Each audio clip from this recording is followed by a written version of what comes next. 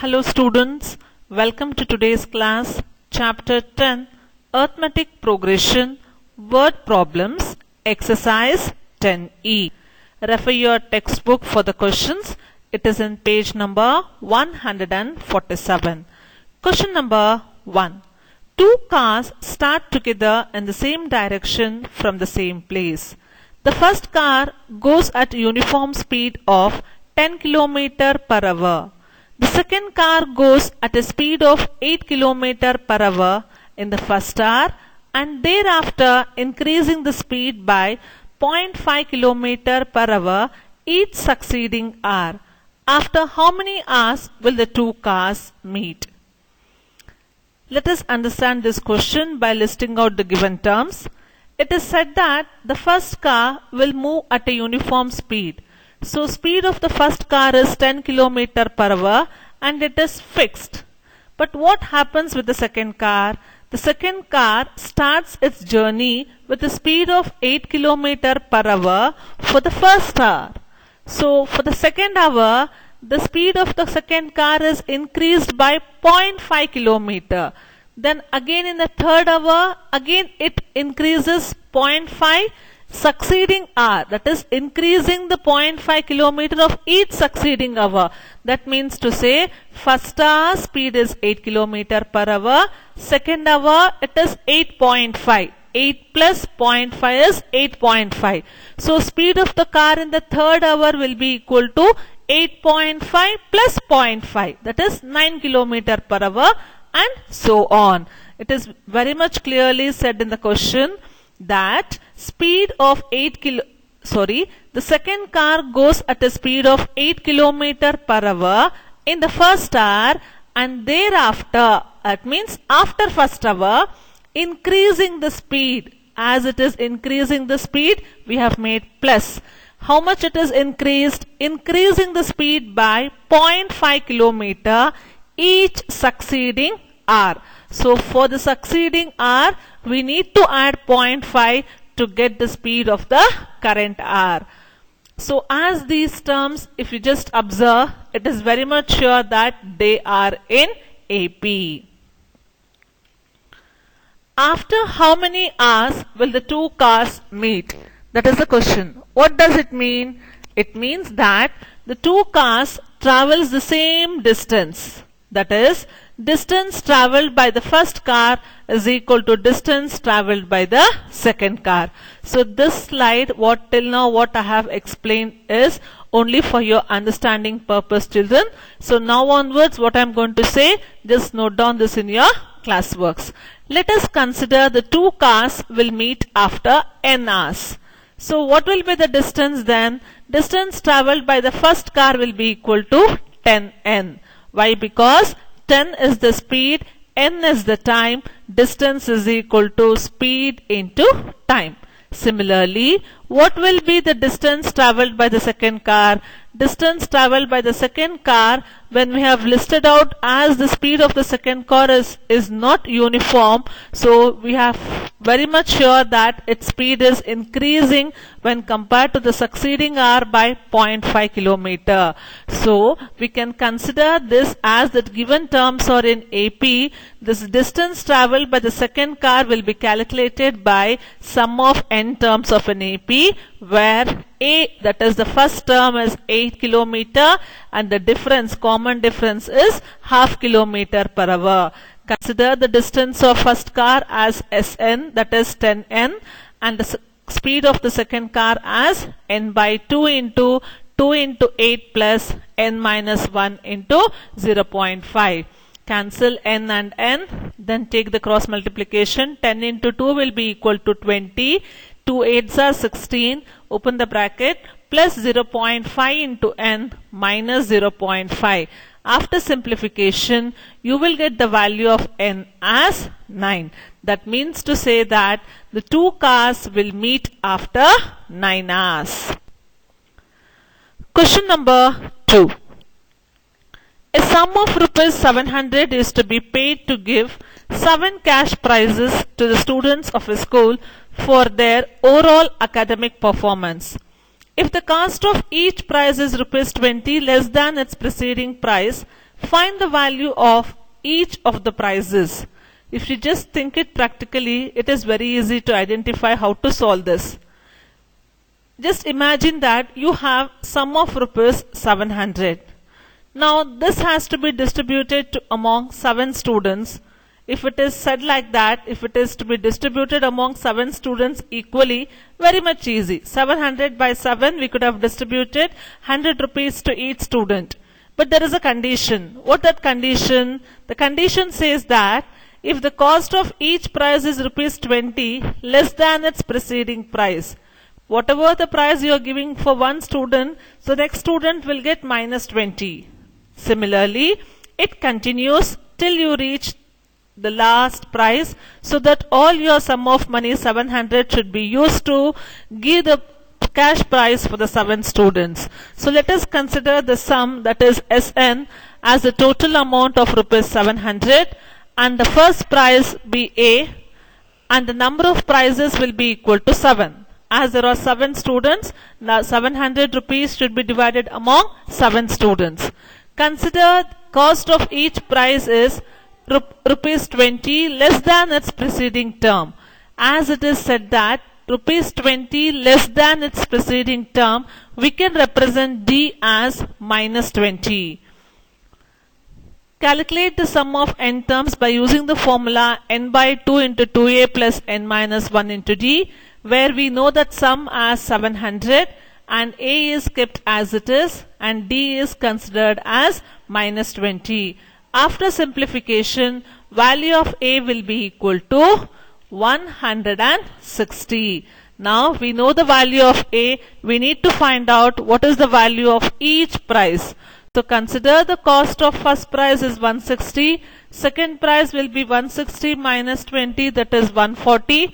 Third prize will be 140 minus 20 rupees 120, and the fourth prize will be 120 minus 20, that is rupees 100, and the fifth prize will be equal to rupees 80, sixth prize will be rupees 60, and last the seventh prize sum will be equal to rupees 40. If you just add the value of all these 7 prizes, the sum will be equal to rupees 700.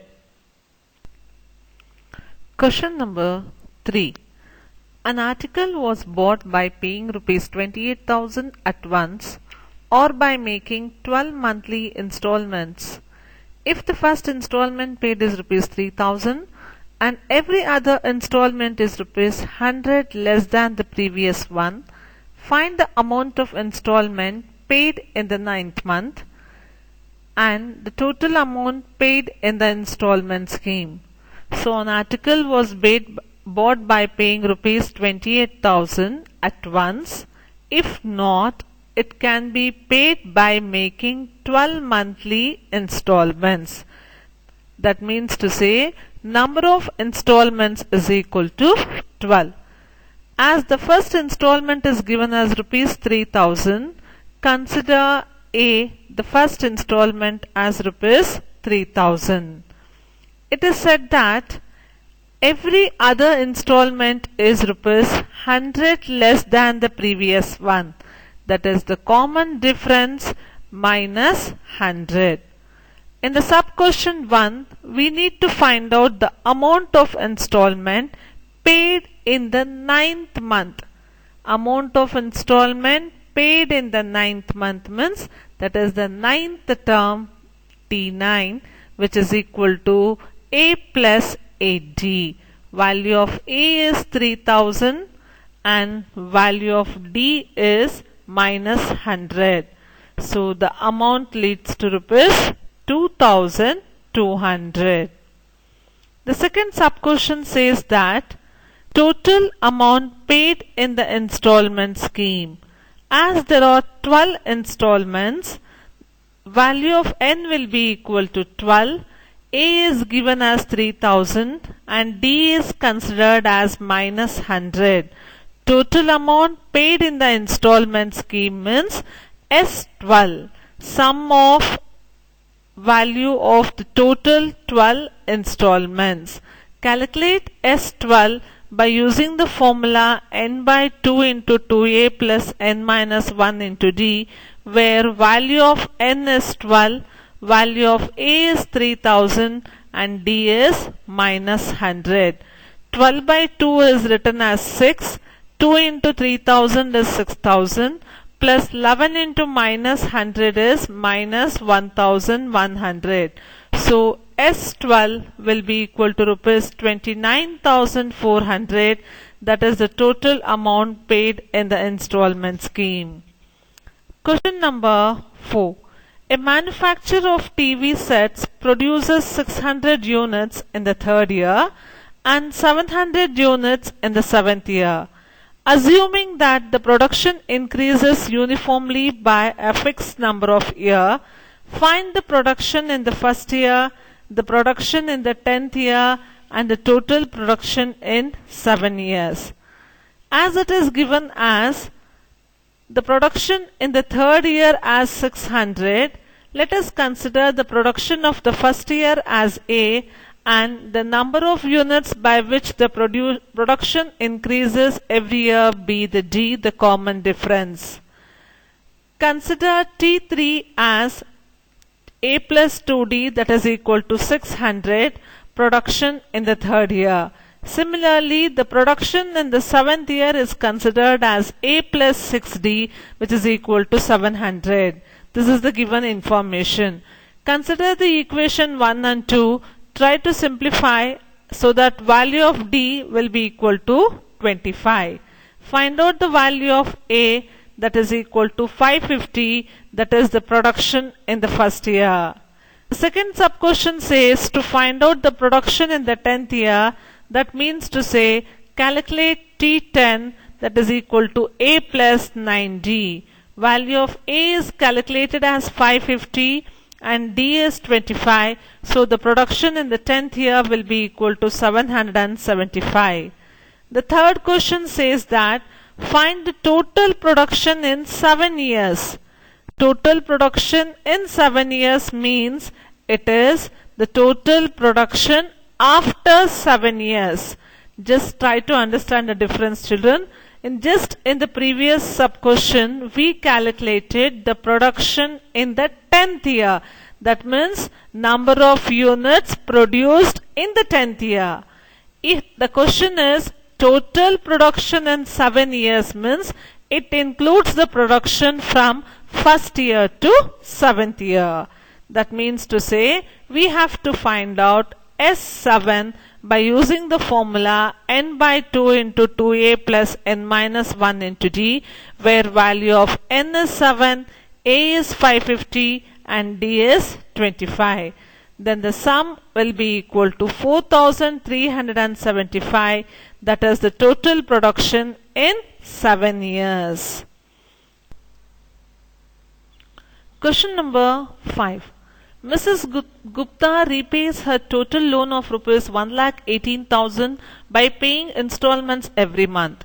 If the installment for the first month is rupees 1,000 and it increases by rupees 100 every month, what amount will she pay as the 30th installment of loan? What amount of loan she still has to pay after the 30th installment? As it is said in the question that Mrs. Gupta has to pay a sum of rupees 1,18,000 and she decides to pay it in the installments. The installment amount for the first month is being rupees 1,000, that is considered as A, and it is said that every month the installment amount increases by rupees 100. That means to say common difference is 100. What is the amount to be paid as the 30th installment? That is amount paid on 30th month. That should be calculated by using the formula T30 is equal to A plus 29D, wherein the amount to be paid as the 30th installment is rupees 3,900. The second sub-question is what amount of loan she still has to pay after the 30th installment. This is the place where you need to notice very much clearly. In the sub-question 1, we calculated the amount to be paid as the 30th installment. That means to say only one installment. But in the sub-question 2, it is clearly said that after she pays all the 30 installment, that is from first month to 30th month, she has paid all the installment. After the payment of 30 monthly installments, what is the still amount as a balance that she has to pay? So how to calculate this? We know that total sum of money taken as a loan is 1,18,000. Now we need to calculate what is the sum of amount paid by Mrs. Gupta for all the 30 months. Togetherly, installment amount from first month to 30th month should be calculated. To calculate the sum of installment paid for the 30 months, we have to consider the sum of n terms. Why? Because the terms are in AP. The first month installment is 1000, second month will be 1100, third month will be 1200.